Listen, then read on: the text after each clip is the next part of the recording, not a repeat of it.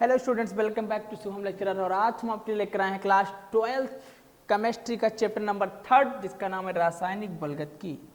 रासायनिक बलगतकी यानी chemical kinetics. Chemical kinetics क्या होती है, इसके अंतर्गत किन किन चीज़ों का अध्ययन किया जाता है, ब्रीफ में डिस्कशन करेंगे हम आपके साथ।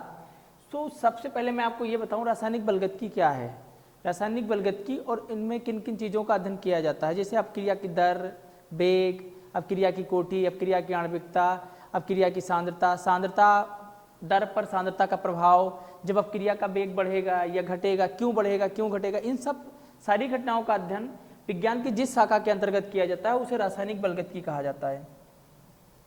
परिभाषा अगर देखें रासायनिक बलगतकी की, तो रासायनिक बलगतकी की जो मेन परिभाषा है वो ये कहती है कि अपक्रिया की दर तथा उसको प्रभावित करने वाले कारकों का अध्ययन, दर तथा उसको प्रभावित करने वाले कारकों का अध्ययन विज्ञान की जिस शाखा के अंतर्गत किया जाता है उसे रासायनिक बलगतकी कहते हैं। सबसे पहले बात मैं करता हूं दर की। दर क्या होती है? दर यानी कि रेट। दर यानी कि क्या हो गया? रेट।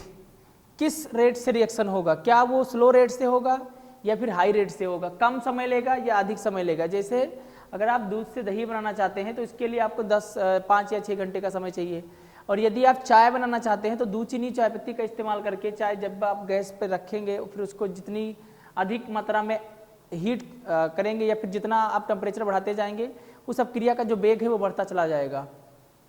तो मैं ये कह सकता हूँ कि कहीं ना कहीं ताप और दाब भी दो ऐसे महत्वपूर्ण कारक हैं जो अपक्रिया की दर को बढ़ाने और घटाने में महत्वपूर्ण भूमिका निभाते हैं। दर की मैं बात करूँ, देखिए रेट यानी दर और वेग दोनों कहने में अलग, आपको रेट यानी दर या वेग अलग अलग चीज़ें लग रही होंगी, लेकिन कहीं ना कहीं ये आपस में समान है।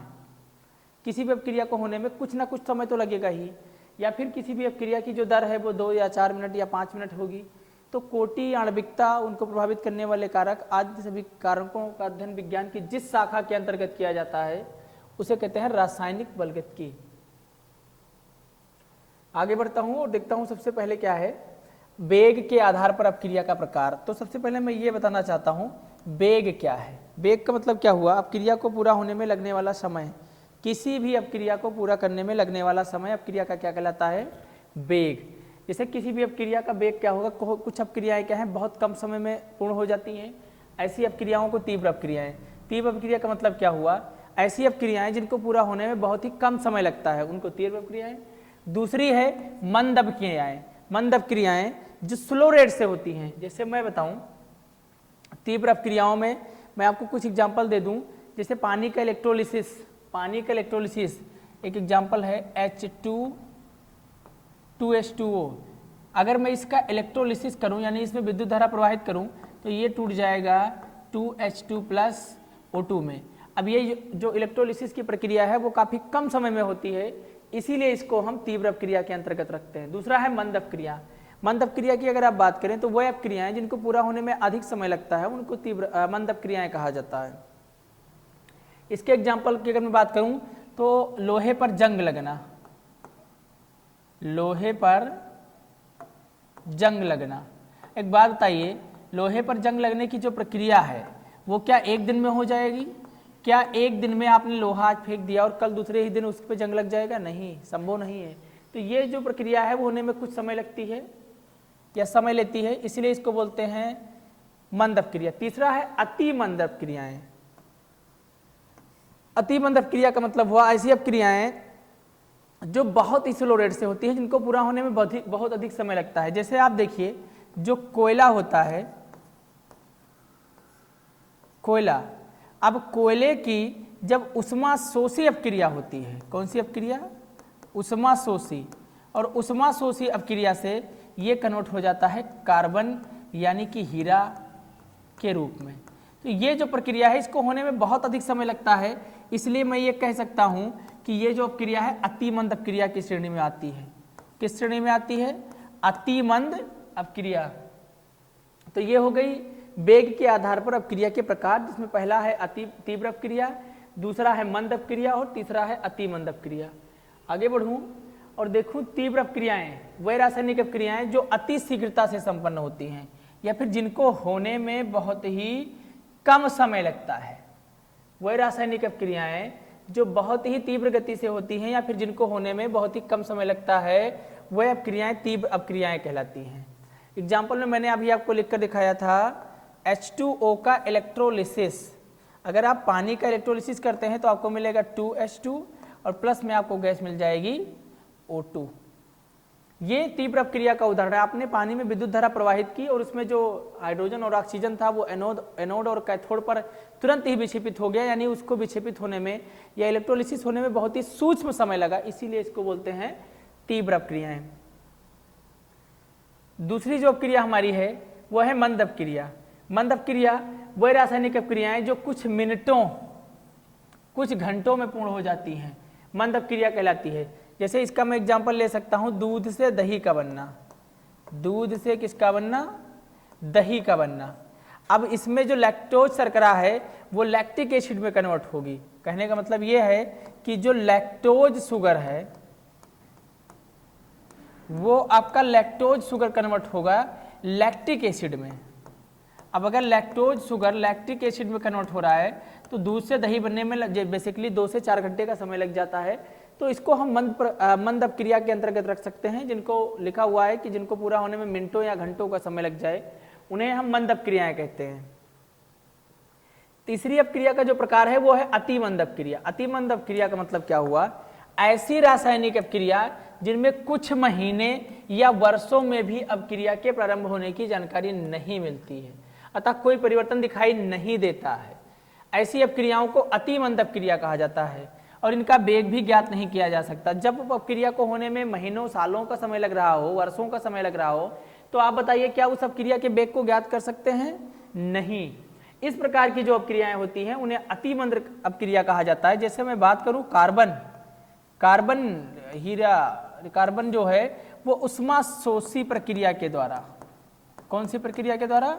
उष्माशोषी प्रक्रिया के द्वारा हीरा या फिर ग्रेफाइट में कन्वर्ट हो जाता है। ये अपक्रियाएं हजारों सालों का समय लगती हैं। ये लिखा हुआ ना इसमें महीनों या वर्षों में, तो इनका 1000 या 2000 साल, 400 साल, 500 साल में ये अपक्रियाएं पूरी होती हैं। इनका रेट पर डिफाइन करने का कोई ऑप्शन ही नहीं है। इस प्रकार की जो अपक्रियाएं होती हैं उन्हें कहा जाता है अति मंद अपक्रिया। अपक्रिया की दर या वेग देखिए, एकांक समय में किसी अभिकारक तथा उत्पाद की सांद्रता में होने वाला परिवर्तन। जो अपक्रिया का वेग है उसे स्मॉल आर से रिप्रेजेंट करते हैं। तो मैं लिखूंगा small R is equal to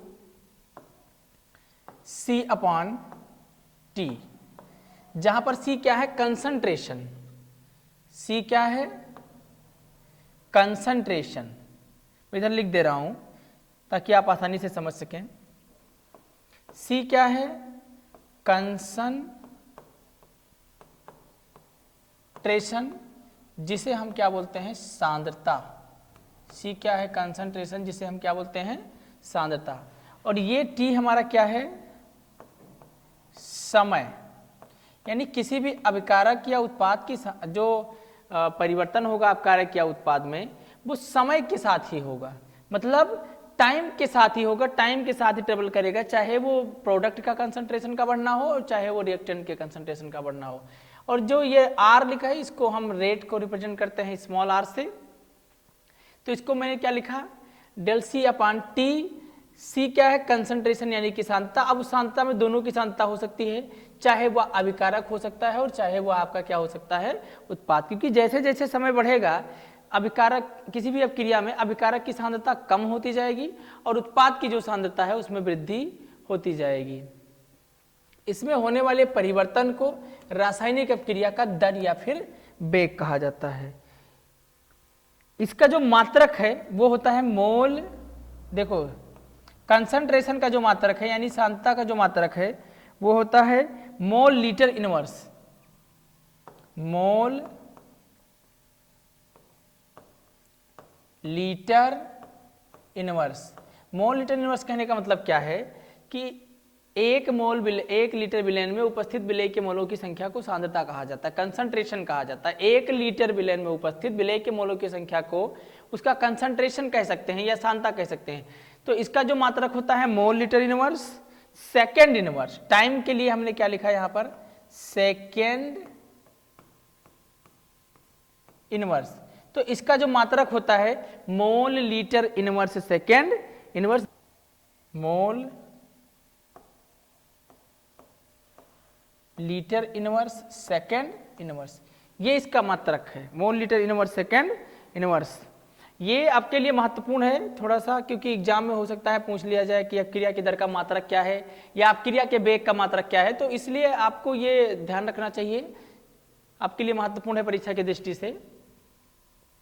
चलिए स्टूडेंट बढ़ते हैं आगे की तरफ, आप इसे नोट कर चुके होंगे।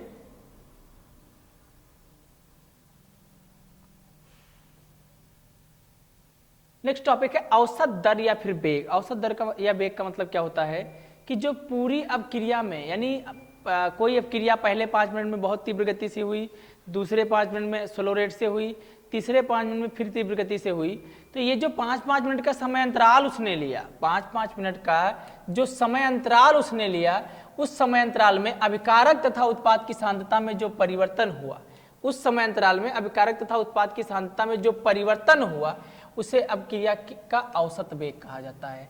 यानी छोटे छोटे समय अंतरालों में, छोटे छोटे समय अंतराल में या टाइम पीरियड्स में अभिकारक या उत्पाद की सांद्रता में जो परिवर्तन हुआ, उस परिवर्तन को हम लोग कहते हैं औसत दर या फिर वेग। अब औसत दर या वेग का मतलब क्या है? औसत वेग को हम रिप्रेजेंट करते हैं R A B. A B का मतलब होता है एवरेज। वेग को रिप्रेजेंट, वेग या दर को रिप्रेजेंट करते हैं स्मॉल आर से, और ए बी का मतलब हो गया एवरेज यानी औसत। मैं इसको कैसे लिख सकता हूं? Plus minus R upon T. Plus minus R लिखने का मतलब क्या है? देखो, धीरे धीरे जब अपक्रिया शुरू होगी तो जो अभिकारक की सांद्रता है वो घटेगी और जो उत्पाद की सांद्रता है वो धीरे धीरे क्या होगी? बढ़ेगी। तो मैं इसको लिख सकता हूं R2 माइनस R1। ये R2 और R1 क्या है? रिएक्टेंट।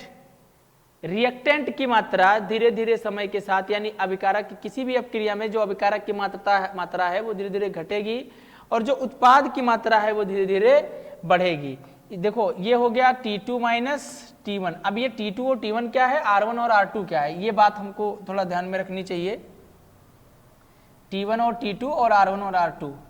देखिए, T1 और T2 क्या है? जब अपक्रिया शुरू हुई थी तो समय T1 था और जब अपक्रिया समाप्त हुई तो समय T2। यानी T1 और T2 के बीच का जो डिफरेंस है वो डेल्टा T है। यानी इन दोनों के बीच का जो डिफरेंस है डेल्टा T बराबर क्या होगा? T2 minus T1। और यहाँ पर अगर मैं डेल R की बात करूँ तो ये होगा हमारा R2 माइनस R1। R2 और R1 का मतलब क्या है कि शुरुआत में अभिकारक की सांद्रता क्या थी और लास्ट में जब उत्पाद की प्राप्ति हुई तो अभिकारक की सांद्रता क्या है, इन दोनों के बीच के डिफरेंस ये है। और जब अपक्रिया शुरू हुई तो अभिकारक की सांद्रता क्या थी या फिर समय क्या था, और जब अपक्रिया समाप्त हुई तो समय क्या था। इन दोनों के बीच के डिफरेंस को फाइंड करने के लिए ही हम इसका इस्तेमाल करते हैं। एक बार पुनः लिखता हूं क्योंकि ये सारी चीजें गलती से इरेज हो गई हैं। R average equal to plus minus R upon T. देखो, यहां पर टी लिखने का मतलब यही है कि जो उत्पाद की सांद्रता है उसमें कमी भी, उत्पाद की सांद्रता में कमी भी समय के सापेक्ष होगी तथा अभिकारक की जो सांद्रता है वो घटेगी तो भी समय के सापेक्ष घटेगी, और जो उत्पाद की सांद्रता है अगर वो बढ़ेगी तो भी समय के सापेक्ष ही बढ़ेगी। तो मैं इसको क्या लिख सकता हूं? माइनस R2 माइनस R1 अपान T2 माइनस T1। अब देखो, ये जो R है ये है डिफरेंस, किसके बीच का डिफरेंस है? R2 minus R1। ये R2 माइनस R1 क्या है? ये है अभिकारक की अंतिम सांद्रता और अभिकारक की प्रारंभिक सांद्रता। दूसरा जो आपका P है ये क्या है? उत्पाद की अंतिम सांद्रता और उत्पाद की प्रारंभिक सांद्रता। ये जो आपका T है ये है शुरुआत में जो टाइम लगा, यानी स्टार्टिंग में जो टाइम लगा वो, और लास्ट में जो टाइम लगा वो। मैं यहाँ इसको फिर से लिख दे रहा हूँ, शुरुआत में जो टाइम लगा वो, और ये क्या है, लास्ट में जो टाइम लगा वो। यानी किसी भी अपक्रिया को जब शुरू किया गया तो समय क्या था, और जब अपक्रिया समाप्त हुई तो समय क्या था। तो यानी रिएक्टेंट के बीच का अगर डिफरेंस निकालना है तो R2 माइनस R1, प्रोडक्ट के बीच का डिफरेंस क्या है P2 माइनस P1, और टाइम के बीच का अगर डिफरेंस पता करना है तो T2 minus T1, T2 minus T1। यानी T2 और T1 का मतलब क्या है कि जब अपक्रिया शुरू हुई तब समय क्या था, और जब समाप्त हुई तब समय क्या है। R1, R2 और R1 का मतलब क्या है कि जब अपक्रिया शुरू हुई थी तो रिएक्टेंट यानी अभिकारक की सांद्रता क्या थी, और जब समाप्त हुई तो अभिकारक की सांद्रता क्या है। अब हमारा बच रहा है ये माइनस, और ये जो दूसरा वाला होगा ये प्लस होगा। इसको मैं कैसे लिख सकता हूं, P2 माइनस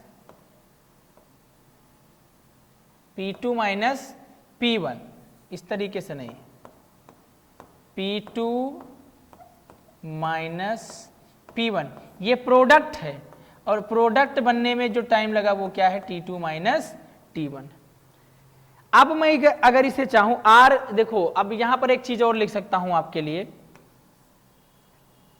जो R है वो हमारा क्या है, अभिकारक की सांद्रता। R क्या है, अभिकारक की सांद्रता। P क्या है, उत्पाद की सांद्रता। यानी R हमारी क्या है, अभिकारक की सांद्रता, और P क्या है, उत्पाद की सांद्रता। यानी अगर मुझे औसत वेग लिखना है तो मैं कैसे लिख सकता हूं, निश्चित समय अंतराल में अभिकारक तथा उत्पाद की सांद्रता में जो परिवर्तन हुआ उसे अभिक्रिया का औसत वेग कहा जाता है। निश्चित समय अंतराल में अभिकारक तथा उत्पाद की सांद्रता में जो परिवर्तन हुआ उसे अभिक्रिया का क्या कहा जाता है, औसत वेग। ठीक है, नोट कर लीजिए, फिर बढ़ते हैं आगे की तरफ। एक और चीज आपको इंपॉर्टेंट बताना चाहूं, देखो यहाँ पर जो माइनस है वो उत्पाद की सांद्रता में, अभिकारक की सांद्रता में कमी है, और यहाँ जो प्लस है वो उत्पाद की सांद्रता में वृद्धि है, इसलिए मैंने यहाँ पर इसे प्लस माइनस लगा के लिखा। तो आइए इसे बढ़ते हैं आगे की तरफ। अगला हमारा क्या है, तात्क्षणिक वेग। किसी निश्चित समय अंतराल, निश्चित समय अंतराल का मतलब क्या हुआ कि फिक्स टाइम में, एक सेकेंड, एक क्षण, एक मिनट में अभिकारक तथा उत्पाद की सांद्रता में जो परिवर्तन होता है उसकी दर को उस अपक्रिया का तात्क्षणिक वेग कहा जाता है। तात्क्षणिक वेग को इंस्टेंट लिखते हैं, जैसे मैं लिखता हूं R इंस्टेंट, ये क्या है, अपक्रिया का तात्क्षणिक वेग। तात्क्षणिक वेग का मतलब क्या हुआ कि मैं लिख सकता हूं T इक्वल टू dt, और R इंस्टेंट अगर मुझे लिखना है तो मैं क्या लिखूंगा, R instant is equal to minus dr upon dt। अब यहां माइनस dr लिखने का मतलब क्या है कि जैसे जैसे मतलब तात्क्षणिक वेग क्या है कि जब अपक्रिया होगी तो जो अभिकारक की सांद्रता है वो समय के साथ धीरे धीरे क्या होगी, कम होगी। यानी समय के साथ जो अभिकारक की सांद्रता है वो क्या होगी, कम होगी। अगर मैं उत्पाद के लिए यही चीज लिखना चाहूं तो R instant is equal to plus dP upon dt। यानी धीरे धीरे जब उत्पाद की सांद्रता, अभिकारक की सांद्रता घटेगी तो धीरे धीरे जो उत्पाद की सांद्रता है वो क्या होगी, बढ़ेगी। अब मैं इसे क्या, ये देखो ये आपकी क्या है, अभिकारक की सांद्रता। ये किसकी सांद्रता है, अभिकारक की सांद्रता। और अभिकारक की सांद्रता किसी भी अपक्रिया में धीरे धीरे घटती है, और जो उत्पाद की सांद्रता है, यानी जो उत्पाद की सांद्रता है वो किसी अपक्रिया में धीरे धीरे क्या होती है, बढ़ती है। तो मैं ये कह सकता हूं उत्पाद की सांद्रता में वृद्धि होती है तथा अभिकारक की सांद्रता में क्या होती है, कमी, जिसको मैंने यहां पर तात्क्षणिक वेग के रूप में दर्शा दिया है। Delta T equal to D T, R instant equal to minus D R upon D T. यहाँ पर आर क्या है, रिएक्टेंट जिसकी सांद्रता में कमी आ रही है, पी क्या है, प्रोडक्ट जिसकी सांद्रता में क्या हो रही है, वृद्धि। यहाँ पर आपका आर क्या है, अभिकारक, और यहाँ पर पी आपका क्या है, उत्पाद, P आपका क्या है उत्पाद और R आपका क्या है अभिकारक। आइए शुरू करते हैं नेक्स्ट टॉपिक जो कि हमारा है प्रारंभिक वेग। और प्रारंभिक वेग में एक चीज मैंने आपको ऑलरेडी बता रखी है, वो है वेग। वेग मतलब रेट ऑफ ए रिएक्शन, किसी भी रिएक्शन के होने की जो प्रोबेबिलिटी है, तब टाइम कितना टेक्स कर रहा है या फिर कितनी स्पीड से हो रहा है। कुछ रिएक्शंस हैं जो बहुत फास्ट स्पीड से होते हैं जिनको हम तीव्र अपक्रियाएं कहते हैं। कुछ रिएक्शंस ऐसे हैं जो स्लो रेट से होते हैं जिनको मैं मंद या आप मंद अपक्रियाएं कहते हैं।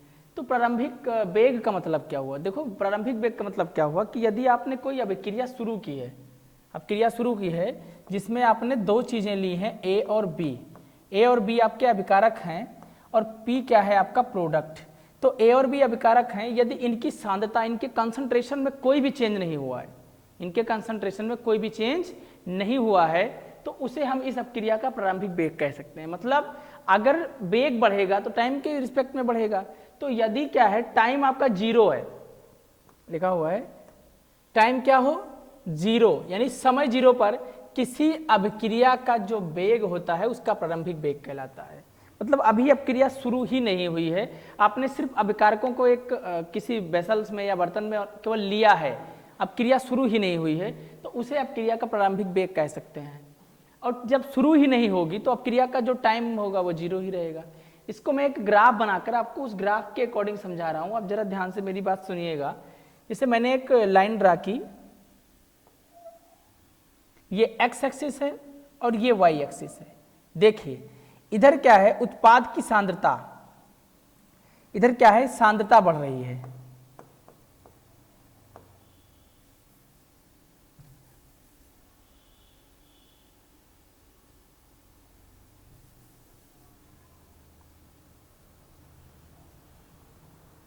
सांद्रता को कंसंट्रेशन लिखते हैं तो मैं इसको जनरली सी लिख देता हूं, ठीक है। इधर आपका कंसंट्रेशन बढ़ रहा है और इधर आपका बढ़ रहा है टाइम, ठीक।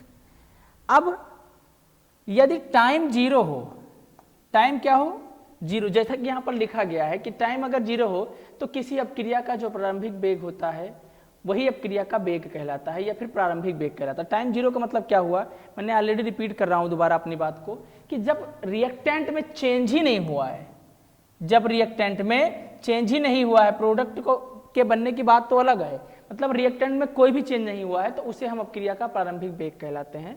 और इसके लिए अगर मैं ग्राफ रिप्रेजेंटेशन करूं तो कुछ ऐसा स्लोप बनेगा। जैसे जैसे टाइम बढ़ेगा, जैसे जैसे टाइम आपका इंक्रीज होगा, जो कंसंट्रेशन है धीरे धीरे रिएक्टेंट की क्या होगी घटेगी। मैं एक एग्जांपल दूं, जैसे आपने क्या लिया NaCl और H2O, दो चीजें ले ली, NaCl और H2O, ये आपके अभिकारक हैं और इनका रिएक्शन करा के आपको प्रोडक्ट बनाना है। तो जब T जीरो हो मतलब अभी भी रिएक्शन शुरू नहीं हुआ है, यानी उसका प्रारंभिक वेग यही कहलाएगा। यानी रिएक्शन शुरू नहीं हुआ मतलब जो सांद्रता यानी कंसंट्रेशन है वो भी अभी जीरो होगा ना।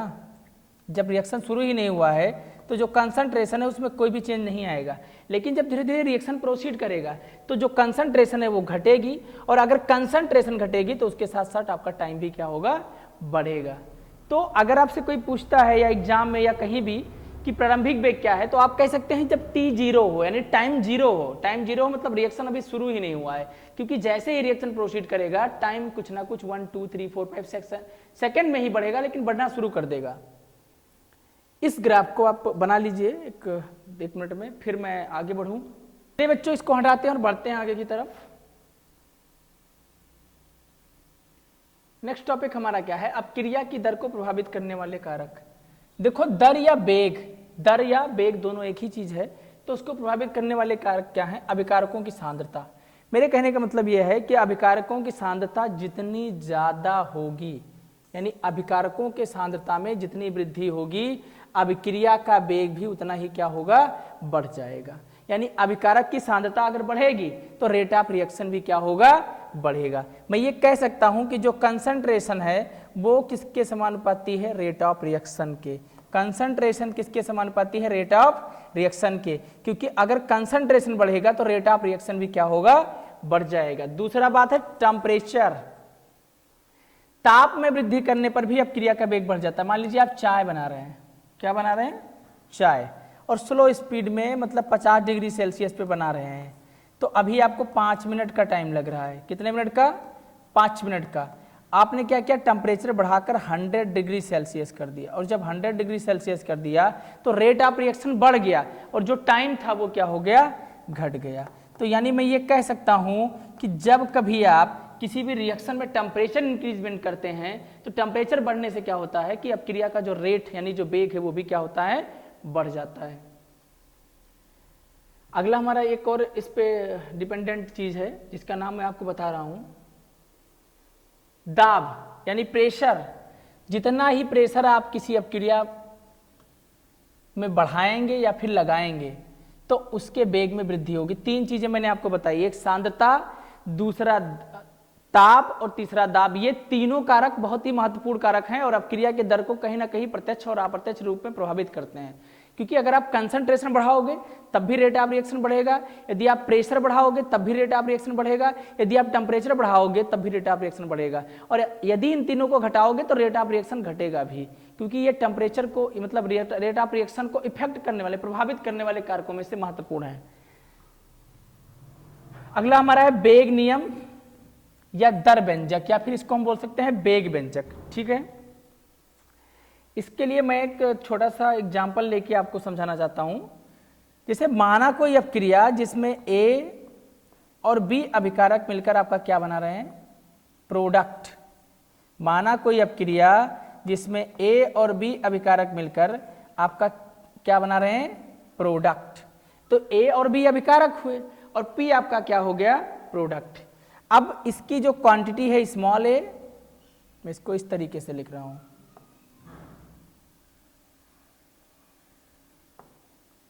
इसकी जो क्वांटिटी है स्मॉल बी, ये स्मॉल ई बी ए और स्मॉल बी क्या है, मैं इधर लिख देता हूं, स्मॉल ए और स्मॉल बी आपका रस समीकरण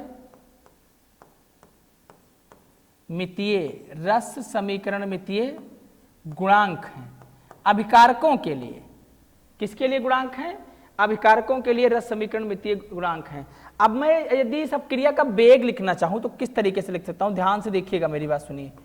तो वेग इक्वल टू मैं क्या लिख सकता हूं, dx upon dt, dx upon dt, और ये किसके समानुपाती होगा, अभिकारकों के घातों का, अभिकारकों के घातों के। जैसे ये जो dx अपॉन dt है, यानी वेग नियम से मैं लिख रहा हूं, तो वेग इक्वल टू क्या होता है, dx अपॉन dt, ये किसके समानुपाती होता है, a की पावर x और b की पावर y। जहां x और y क्या है, x और y भी रस समीकरण मितीय गुणांक हैं। a और b x और y के इक्वल हो भी सकता है और नहीं भी, मतलब ये जो x और y और a और b है ये आपस में समान हो भी सकते हैं और समान नहीं भी हो सकते हैं। अब मैं यहां से अगर ये कांस्टेंट जो निशान लगा है समानुपाती का, अगर मैं इसको हटाऊं तो यहां पर एक कांस्टेंट लग जाएगा, तो मैं पुनः क्या लिख सकता हूं, dx अपॉन dt। देखो dt हमारा क्या है, टाइम, मैं लिखूंगा इक्वल टू k a की पावर x और b की पावर क्या हो जाएगा, y। ये जो k आया, इस समानुपाती निशान को हटाएंगे तो यहां पर कांस्टेंट लगेगा जिसको बोलते हैं k, और k हमारा क्या है, वेग स्थिरांक। k क्या होता है, वेग स्थिरांक। तो अब बात करते हैं पुनः एक बार, किसी अभिक्रिया के वेग उसके अभिकारकों का, अभिक्रिया का जो वेग है उसके अभिकारकों की सांद्रता के गुणनफल के समानुपाती होता है। समानुपाती होने का मतलब क्या हुआ, a की पावर x और b की पावर y लिखने का मतलब क्या हुआ कि x और y क्या है, इनकी घात, यानी इनका जो कंसंट्रेशन है, इनकी जो सांद्रता है, वहां पर मैं 1 2 3 कुछ भी लिख सकता हूं। तो जो वेग होता है अभिकारकों की सांद्रता के समानुपाती होता है। इसका मतलब क्या हुआ कि यदि अभिकारकों की सांद्रता बढ़ेगी तो वेग बढ़ेगा, और यदि अभिकारकों की सांद्रता बढ़ेगी तो वेग घटेगा। मैंने अभी आपको समझाया है कि अपक्रिया की वेग को प्रभावित करने वाले 3 महत्वपूर्ण कारक, एक सांद्रता, दूसरा ताप और तीसरा दाब। तो सांद्रता अगर बढ़ेगी तो वेग बढ़ेगा, ये इसके समानुपाती होने का मतलब यही है कि अगर ये चीज आपस बढ़ेगी तो ये भी वेग बढ़ेगा। यदि कंसंट्रेशन यदि आप बढ़ाओगे तो रेट भी यानी वेग भी बढ़ जाएगा। दूसरी बात क्या है कि अगर यहाँ से ये निशान हटा दूं मैं तो यहाँ पर कांस्टेंट लगेगा के, जिसको बोलते हैं वेग स्थिरांक। तो आज का लेक्चर यहीं पर समाप्त होता है। मिलेंगे नेक्स्ट वीडियो में नई ऊर्जा और नई उम्मीद के साथ। तब तक बने रहिए हमारे साथ।